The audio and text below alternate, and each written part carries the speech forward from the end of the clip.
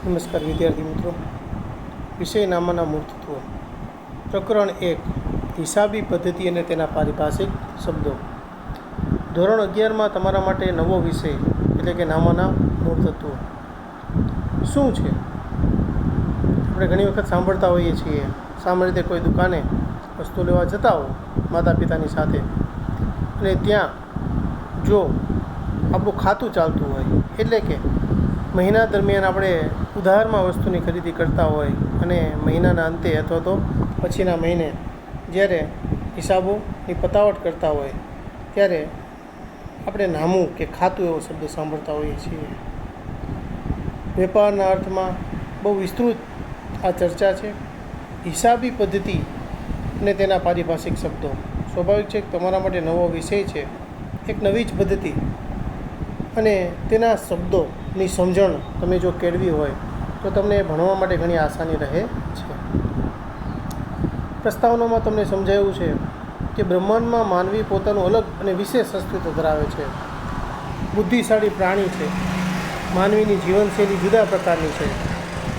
તેને સામાજિક, ધાર્મિક, આર્થિક જેવી ઘણી બધી જરૂરિયાતો સાથે સંબંધ છે, અને માટે જ બધું જ તેનાથી એકલાથી પૂરું ન થઈ શકે, એટલે તેને અન્ય માનવીઓની મદદ લેવી પડે છે. જુદા જુદા વ્યક્તિ પાસે જુદું જુદું કૌશલ્ય કે મર્યાદા હોય છે. વ્યક્તિગત કૌશલ્યની સમાજમાં ફેરબદલ કરવામાં આવે છે. તમને અને મને ખ્યાલ છે કે કુંભાર તેની આવડત દ્વારા માટીમાંથી વાસણો બનાવે છે. સુથાર, લુહાર, દરજી, દરેક વ્યક્તિ પોતાનામાં રહેલી કૌશલ્ય આવડત દ્વારા કંઈક એવી વસ્તુનું સર્જન કરે છે જેને બીજા લોકોની જરૂરિયાતો પૂરી કરવામાં મદદરૂપ થાય છે. આમ વ્યક્તિના કૌશલ્યનો લાભ તેને મળે છે અને તેનો છેવટનો લાભ સમાજને મળે છે. આપણે ભૂતકાળમાં પણ ભણી ગયા સાટા પદ્ધતિ, બદલા પદ્ધતિ. આદિમાનવ કાળ પછી આપણે એવું પણ જોયું કે જેમ જેમ સમાજ અને સંસ્કૃતિનો સમજનો વિકાસ થતો ગયો તેમ તેમ મનુષ્ય પોતાની જરૂરિયાતો પૂરી કરવા માટે નાણાંના અભાવે સાટા પદ્ધતિનો ઉપયોગ કરતો.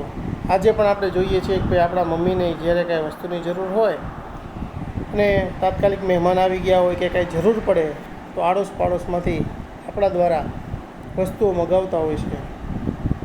ત્યારે કોઈ એક લોટના બદલામાં બીજો લોટ જોતો હોય તો એ લોટની આપણને વાટકી ભરી આપે છે, અને સામેવાળાને એ વાટકીનો લોટ સ્વીકારી અને બદલામાં આપણી જરૂરિયાત માટેનો જે જરૂરિયાતનો લોટ છે તે આપવા માટેની એક વિનંતી કરવામાં આવે છે. અને આમ સામસામે એકબીજા લોટની આપલે દ્વારા પોતાની જરૂરિયાત પૂરી કરે છે. ખેડૂત પાસે અનાજ હોય, તેને કાપડની જરૂર હોય, તો જેની પાસે કાપડ હશે અને જેને અનાજની જરૂર હશે, આવા બંને પક્ષકારો જ્યારે એકઠા થાય ત્યારે આપસમાં પોતપોતાની જરૂરિયાતો પૂરી કરી શકતા હોય છે. ઘણી વખત વસ્તુના બદલામાં સેવા કે સેવાના બદલામાં વસ્તુની પણ આપલે થતી હોય છે.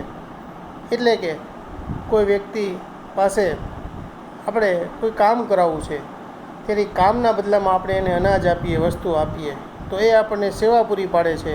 આપણે બદલામાં એને વસ્તુ પૂરી પાડીએ છીએ. કોઈ વસ્તુ પૂરી પાડે, બદલામાં સેવા પૂરી પાડવામાં આવે છે. આમ ભૂતકાળમાં બાર્ટર સિસ્ટમ, સાટા પદ્ધતિ, બદલા પદ્ધતિનું અસ્તિત્વ જોવા મળતું હતું. પણ સ્વાભાવિક છે કે ભાઈ તેનું માપ અને મર્યાદા, સામસામેની જરૂરિયાતો, સ્થળની અનુકૂળતા, વસ્તુનો સંગ્રહ. માનો કે જીવતા પશુઓ, ગાયો, ભેંસો, ઘેટા, બકરા, આ પ્રાણીઓની પણ આપલે થતી. પણ સ્વાભાવિક છે કોઈ મહામારી થાય, કોઈ બીમારી થાય, કોઈ આયુષ્ય પૂરું થાય, કોઈ વસ્તુનો સંગ્રહ કરવાની સમસ્યા થાય, ત્યારે એનું આયુષ્ય પૂરું થાય ત્યારે એનું કોઈ મહત્ત્વ, મૂલ્ય જણાતું નથી. તો આવી સ્થિતિમાં બદલા પદ્ધતિ છે એની મર્યાદા જાણવા મળી કે જે વ્યક્તિ પાસે આજે જે કાંઈ સંપત્તિ છે એ આવનારા દિવસોમાં કદાચ શૂન્ય થઈ જાય, તો તેને પોતાની જરૂરિયાત પૂરી કરવા માટે શું કરવું? આમ ધીમે ધીમે માણસને એક એવા માધ્યમની જરૂરિયાત ઊભી થઈ કે જેનો સર્વને સ્વીકાર હોય, જેનો સંગ્રહ પણ આસાનીથી થઈ શકતો હોય, અને પોતાની જરૂરિયાતો પણ આસાનીથી પૂરી થઈ શકતી હોય. સમય પ્રમાણે વસ્તુની અને સેવાની ખરીદી માટે ફેરબદલીના માધ્યમ તરીકે જુદી જુદી વસ્તુનો નાણાં તરીકે ઉપયોગ થયો. ક્રમશઃ પછી સિક્કાઓનો અને નોટોનો આજના સમયમાં આપણે જે જોઈએ છીએ કે નાણાંમાં સિક્કાઓ, પેપર ચલણ અને પ્લાસ્ટિકની ચલણનો પણ ઉપયોગ આવ્યો છે. નાણાકીય અર્થવ્યવસ્થા તરીકે ઓળખવામાં આવે છે. આ વ્યવસ્થામાં વસ્તુ વેચીને નાણાં પ્રાપ્ત કરવામાં આવે છે અને પ્રાપ્ત થયેલ નાણાંમાંથી વસ્તુ ખરીદવામાં આવે છે. તેથી એવું કહી શકાય કે વસ્તુ નાણું ખરીદી શકે છે અને નાણું વસ્તુ ખરીદી શકે છે. માનવી પોતાની જરૂરિયાતો પૂર્ણ કરવા માટે વર્તમાન સમયમાં નાણાંનો ઉપયોગ કરે છે. એ નાણું પણ મિત્રો કેવું? સર્વ સ્વીકૃત. એટલે કે આપણને ખબર છે આપણા દેશમાં જે ચલણી નોટો છે તે રિઝર્વ બેંક ઓફ ઇન્ડિયા દ્વારા બહાર પડે છે અને ગવર્નરની સહીવાળી હોય છે. તેથી આપણે સૌ એનો સ્વીકાર કરીએ છીએ. આપણે બાળકોને ઇનામમાં મળતી કે બજારમાં બાળકોને રમવા માટે બચ્ચો કા બેંકવાળી જે નોટો હોય છે એ નોટ તો લાગે છે તો આપણી ચલણી નોટ જેવી જ, પણ એ સ્વીકૃત નથી. આપણે કોઈને દઈએ કે કોઈ આપણને દેશે તો આપણે સ્વીકારીશું નહીં, કારણ કે તેનો નાણાકીય લેવડ દેવડ માટે ઉપયોગ નથી થતો. મનોરંજન માટે વસ્તુ અલગ છે. તો સર્વ સ્વીકૃત નાણું હોવું જોઈએ. એવું નાણું કે જેનો કોઈ પણ વ્યક્તિ સ્વીકાર કરી શકે, દેશ અને દુનિયાનો. બદલામાં તમે કે સામેવાળો વસ્તુ કે સેવા પૂરી પાડી શકે. નાણાંના માધ્યમની ગેરહાજરીમાં પણ વ્યવહારો થતા હતા, પણ એ બદલાપત્તિના આધારે હતા. એટલે સ્વાભાવિક છે કે નાણાંનો વ્યવહાર, નાણાકીય વ્યવહાર તરીકે એનો ઉપયોગ સર્વસ્વીકૃત બન્યો. હવે સામાજિક અને આર્થિક જરૂરિયાતો સમય અને જરૂરિયાત પ્રમાણે બદલાય છે. કાયદો, મેડિકલ, ઇજનેરી, વિજ્ઞાન જેવા વિષયોની જેમ હિસાબી પદ્ધતિનો જન્મ સમાજની સામાજિક અને આર્થિક પ્રવૃત્તિઓને મદદરૂપ થવા માટે થવો જોઈએ. જૂના સમયથી હિસાબી પદ્ધતિ એક યા બીજા સ્વરૂપે અસ્તિત્વ ધરાવતી રહી છે. ભારતમાં ઇતિહાસકારો ચાણક્યના અર્થશાસ્ત્રનો ઉલ્લેખ કરીને હિસાબી પદ્ધતિનું અસ્તિત્વ અને મહત્ત્વ સમજાવે છે. પશ્ચિમના સમર્થક ઇતિહાસકારો આ અંગેનું શ્રેય ઇટાલીના ગણિતશાસ્ત્રી લ્યુકા પેસિઓલી, મિત્રો નામ યાદ રાખજો, વિકલ્પ એક વાક્યમાં પૂછાય. ઇટાલીના ગણિતશાસ્ત્રી લ્યુકા પેસિઓલી જે છે તેને આ બાબતનું સમર્થન આપે છે. હિસાબી પદ્ધતિના ઉદ્ભવ અંગે વિવિધ મંતવ્યો છે, કારણ કે ભૂતકાળમાં દરેક દેશમાં કોઈને કોઈ સ્વરૂપે આની શરૂઆત થઈ હોય, પણ જે દેશનો, જે વ્યક્તિનો ઇતિહાસ સ્પષ્ટ રીતે જાણવા મળતો હોય તેને આધારભૂત ગણવામાં આવે છે. ઔદ્યોગિક ક્રાંતિ અને વેપાર ધંધાના વિસ્તરણના કારણે દિવસે ને દિવસે હિસાબી પદ્ધતિઓનો ઉપયોગ અને મહત્ત્વ વધતું ગયું છે. અને હિસાબી પદ્ધતિની જાણકારી પ્રાપ્ત કરવા પહેલાં હિસાબો અંગે પ્રારંભિક માહિતી મેળવીએ. મિત્રો, હિસાબો એટલે સામાન્ય ભાષામાં આવક જાવક તેમજ ઉપજ અને ખર્ચ અંગેની નોંધ.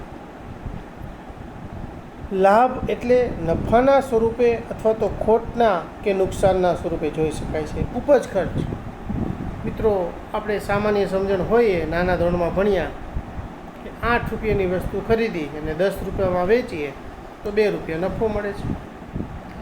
8 રૂપિયાની વસ્તુ 7 રૂપિયામાં વેચીએ તો 1 રૂપિયાની ખોટ જાય છે. ધંધાના અર્થમાં આવક જાવક, ઉપજ અને ખર્ચ આ બધું વેપારીઓને તો દરરોજ અનેક વ્યવહારો બનતા હોય, મહિનામાં અને વર્ષમાં. આ બધાનો એક વ્યવસ્થિત હિસાબ કરવામાં આવે છે. રોજબરોજની આવક જાવક, રોજબરોજના ઉપજ ખર્ચ, મિલકતો, એની સાથે જોડાયેલી અન્ય બાબતો, આ બધા સાથે જોડાઈને વર્ષના અંતે છેવટે એક હિસાબ બનાવવામાં આવે છે. એના આધારે ધંધાકીય પ્રવૃત્તિના અંતે છેવટે આપણને શું મળે છે, નફો કે નુકસાન, એ જાણવા મળે છે. દાખલા તરીકે આપણી બુકમાં ઉદાહરણ છે, એક વેપારી રૂપિયા 10,000નો માલ ખરીદે, વાહન ભાડાના રૂપિયા 2,000 ચૂકવે છે. આ બધો જ માલ રૂપિયા 15,000માં વેચે છે. સામાન્ય સમજણ, 10,000 રૂપિયાનો માલ છે મિત્રો, 2,000 રૂપિયા વાહન ભાડાનો ખર્ચ છે, એ આપણી પડતરમાં ઉમેરાય, એટલે કે 10,000 પ્લસ 2,000 એટલે કે 12,000 રૂપિયા આપણી પડતર છે. હવે આ માલને 15,000 રૂપિયામાં જો આપણે વેચીએ તો 15,000માંથી 12,000 બાદ કરતાં જે તફાવત રૂપિયા 3,000 મળે તેને આપણે કહીએ છીએ નફો. હિસાબો રાખવાની પદ્ધતિ અથવા તો વ્યવસ્થાને હિસાબી પદ્ધતિ કહેવાય છે. આ હિસાબો પણ કઈ રીતે રાખવા એના માટેના ચોક્કસ નિયમો અને સિદ્ધાંતો છે અને એને જ અનુસરવામાં આવે છે. આપણે 11મા ધોરણમાં ખાસ કરીને પહેલા ભાગમાં આ જ બધું શીખવાના છીએ. જેમ ગણિતને વિજ્ઞાનને પોતાના નીતિ નિયમો છે, સિદ્ધાંતો છે, એમ નામાના મૂળ તત્વો છે, એ વિષયને પણ પોતાના નિયમો અને સિદ્ધાંતો છે. એને ચોક્કસપણે આપણે પાલન કરવાનું હોય છે અને એના આધારે જ આપણે હિસાબો તૈયાર કરવાના હોય છે. હિસાબોને નામા તરીકે પણ ઓળખવામાં આવે છે. હિસાબી પદ્ધતિના પર્યાય તરીકે નામા પદ્ધતિનો ઉપયોગ થાય છે. એટલે આપણે આપણા વિષયને નામાના મૂળ તત્વો એટલા માટે જ કહીએ છીએ. હિસાબી પદ્ધતિ પણ કહી શકીએ અને નામા પદ્ધતિ પણ કહી શકીએ. તો આપણે વાત કરીએ એમ ભૌતિકશાસ્ત્ર, રસાયણશાસ્ત્ર, ગણિતશાસ્ત્ર દરેકની પદ્ધતિને સમજવા માટે તેનું અલગ અલગ અસ્તિત્વ હોય છે, મહત્ત્વ હોય છે, ઉપયોગિતા હોય છે. એમ હિસાબી પદ્ધતિને પણ પોતાના આગવા નિયમો અને સિદ્ધાંતો છે. એટલે તેને કળા અને વિજ્ઞાન તરીકે પણ ઓળખવામાં આવે છે. હિસાબી પદ્ધતિ જે છે એના યોગ્ય સંચાલન માટે વ્યવસાયિક સંસ્થાઓ રાષ્ટ્રીય અને આંતરરાષ્ટ્રીય કક્ષાએ કામગીરી બજાવે છે. હિસાબી પદ્ધતિ એટલે શું? અને બહુ મહત્ત્વથી સમજજો.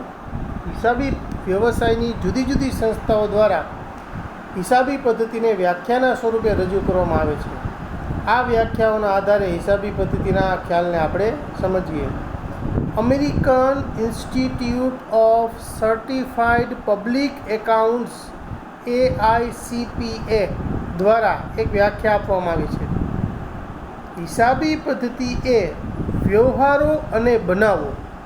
હિસાબી પદ્ધતિ એ વ્યવહારો અને બનાવો જે નાણાકીય લક્ષણો ધરાવતા હોય તેમને નાણાંના સ્વરૂપે નોંધવાની, વર્ગીકરણ કરવાની તેમજ તારણો કાઢીને તેના પરિણામોનું અર્થઘટન કરવાની કળા છે.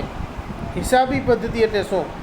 AICPA દ્વારા જે વ્યાખ્યામાં આપવામાં આવી છે તેમાં એવું કીધું છે કે વ્યવહારો અને બનાવો જે નાણાકીય લક્ષણો ધરાવતા હોય તેમને નાણાંના સ્વરૂપે નોંધવાની, વર્ગીકરણ કરવાની અને તારણો કાઢવાની તેના પરિણામોનું અર્થઘટન કરવાની કળા છે.